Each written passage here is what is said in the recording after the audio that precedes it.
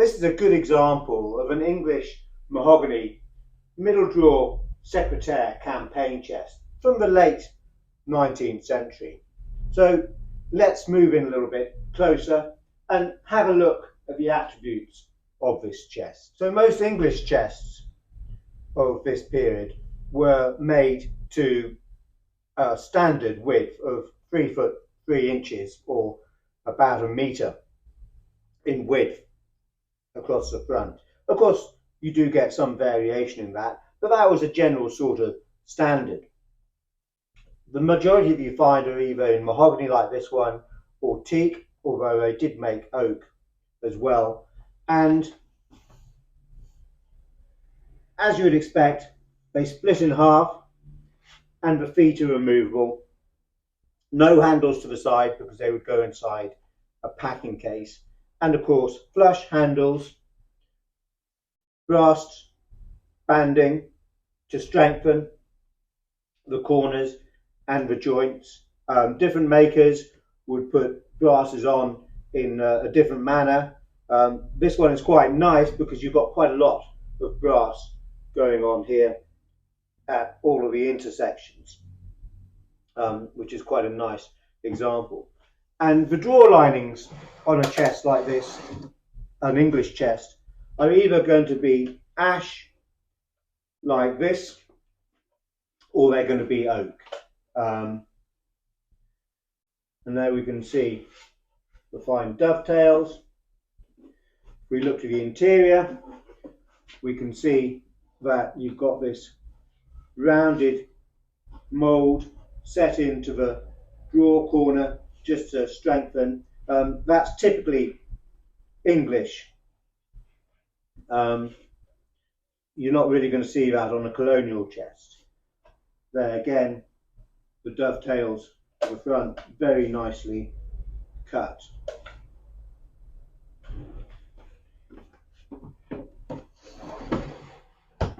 This chest, to join the two sections, you have got 2 lugs to each side. So hopefully you can see that there.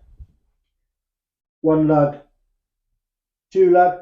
Some chests were made with just a single lug. Occasionally you'll get a variation such as a bolt fixing, but you don't see that very often. Let's have a look at the side. So you can see no carrying handles because it was made to slide inside a packing case.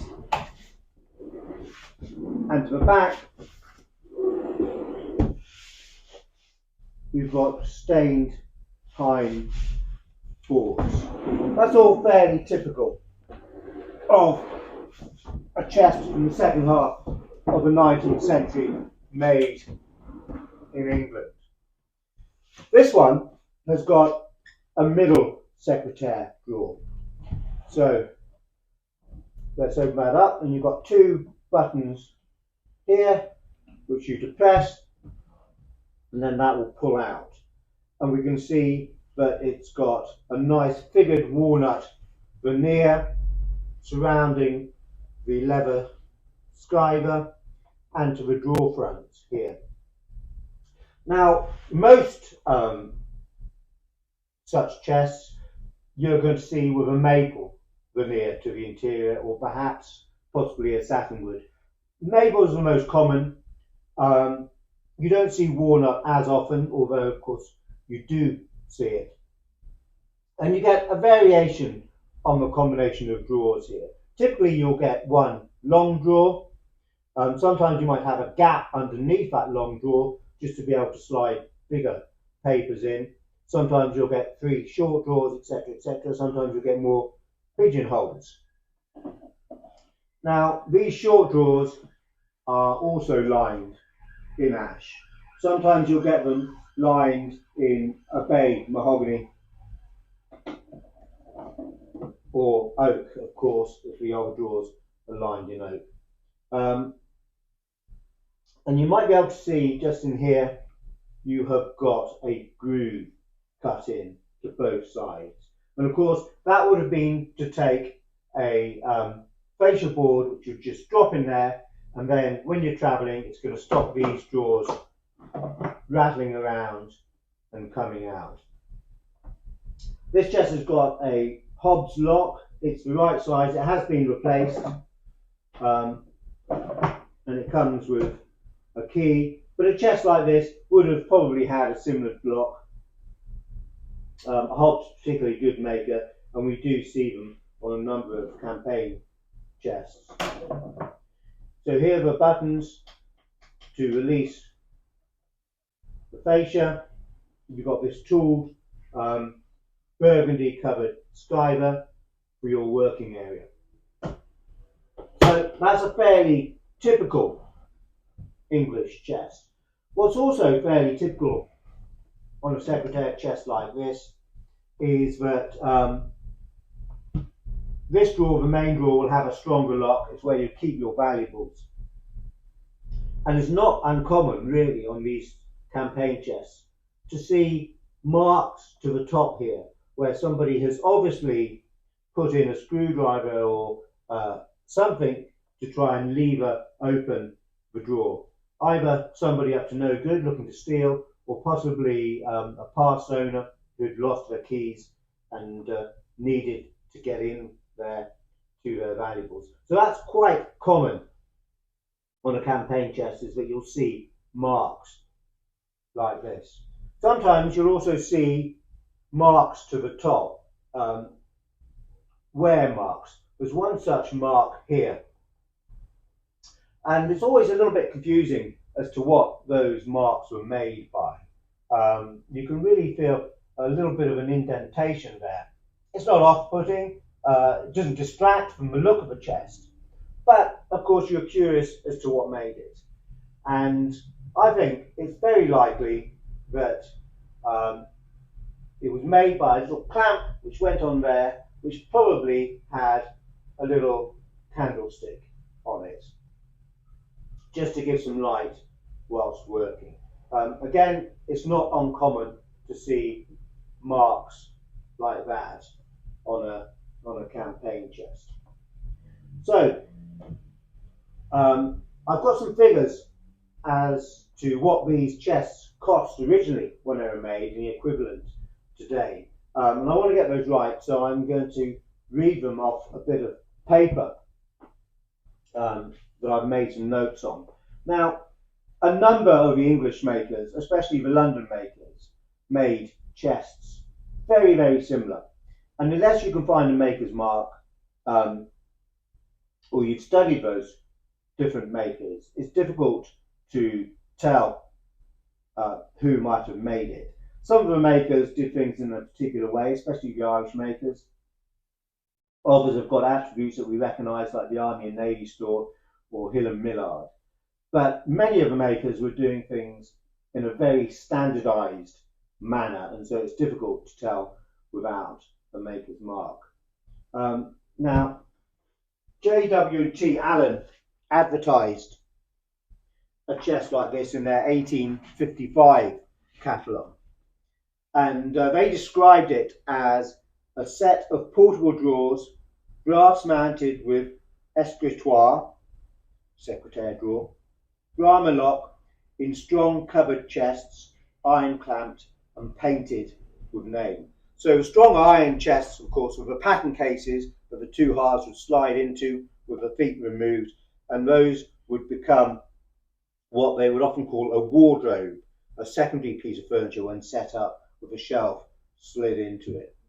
And they sold such a chest as this in 1855 for £13 sterling, which is about $17.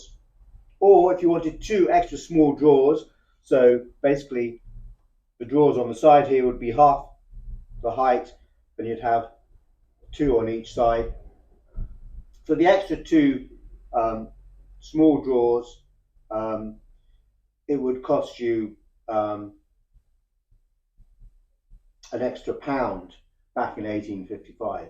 So that 13 or 14 pounds in 1855 is equivalent to 1,800 sterling today, or £2,300 $350. The extra 2 drawers would cost you another £137 a day, or $180. Now, the Army and Navy store in their 1883 catalogue described a similar chest that they also sold, and they called it a portable military brass-mounted chest of drawers with a middle escritoire. They sold such a chest in 1883 for £7.15, the equivalent of $10.20, without the packing case cupboards, which would cost a further £2, 9 shillings and 6d, or $3.20. So the campaign chest in today's money from the Army and Navy store would be the equivalent of 1,200 sterling, plus a further £380 for the cupboards, and that's $1,600, plus a further $500 for the packing case cupboards or wardrobes. Now, that's a little bit cheaper than J.W. Allen's prices in 1855, but of course, remember, the Army and Navy Cooperative Society Limited was set up to offer its members cheaper prices to make things more affordable. So perhaps it's not surprising that they are a little bit cheaper. So let's sum this up. It's an English mahogany middle drawer campaign chest. No maker's name to it, but probably by one of the London makers. Nice walnut interior to it. Replaced Hobbs lock to the secretaire drawer. Splits in half. The removable feet unscrew on wooden threads. They've been replaced by us to an appropriate design and cut with new wooden threads. I mean, this is something you do need to be aware of if you're buying a campaign chest without feet, and there are many out there that have had the feet removed.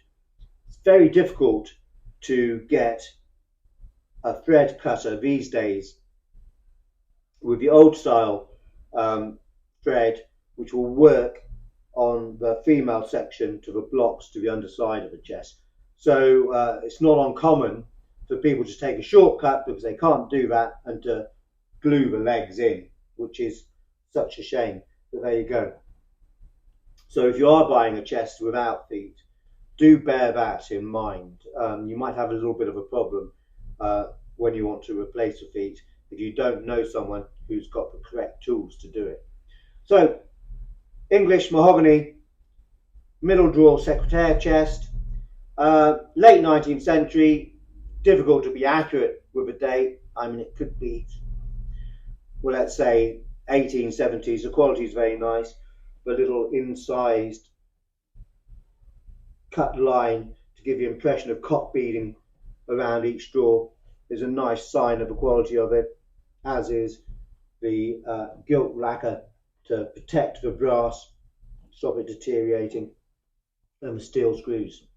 Very nice example of a second half of the 19th century campaign chest.